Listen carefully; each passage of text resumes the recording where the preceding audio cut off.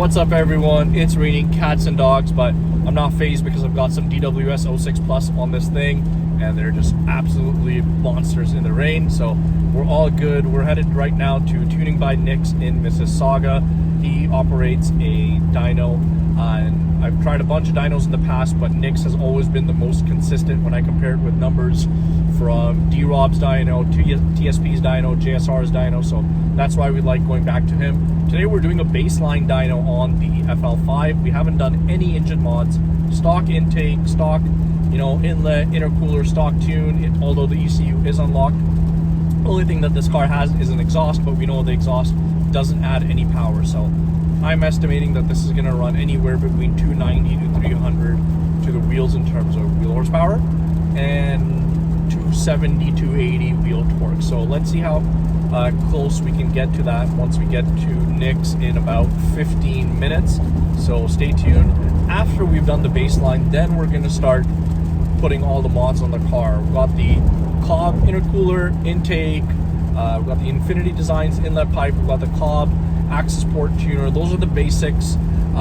Still trying to decide which downpipe to put on. Probably 271 downpipe, really like those full 3-inch. So gonna put that together as a package, and hopefully full bolt on with a tune by Brian Tyson at JSD should make around 380 wheel. We've also ordered an RV6 660 anti-surge turbo for the car, and I haven't decided yet whether I'm going to go back to Honda for that or still try out Cobb with the big turbo. So let's get those baseline numbers in today, and let's plan for the future after that.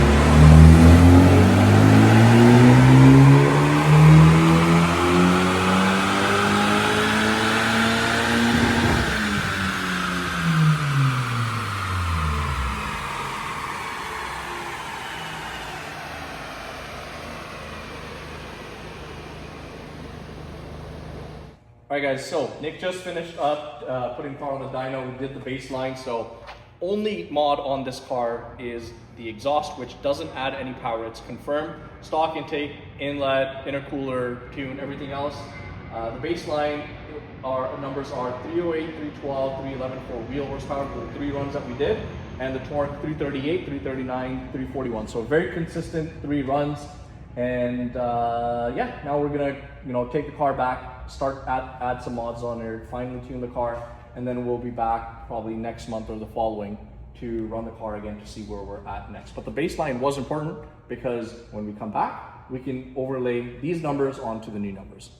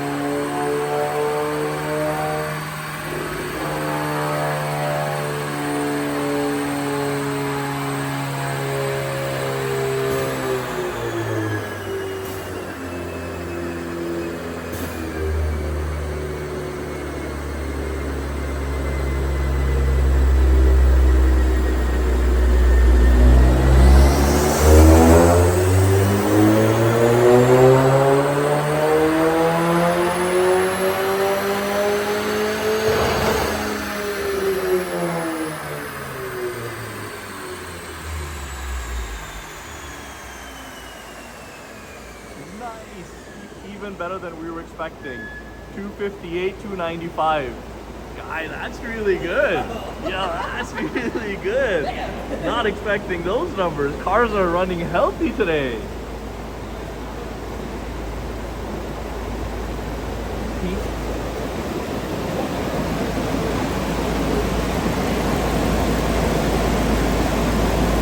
torque at 4,000 RPM. Very linear all the way up. Peak horsepower is at 5.3, and then it doesn't drop, it just kind of stays there till 6.5. Really consistent.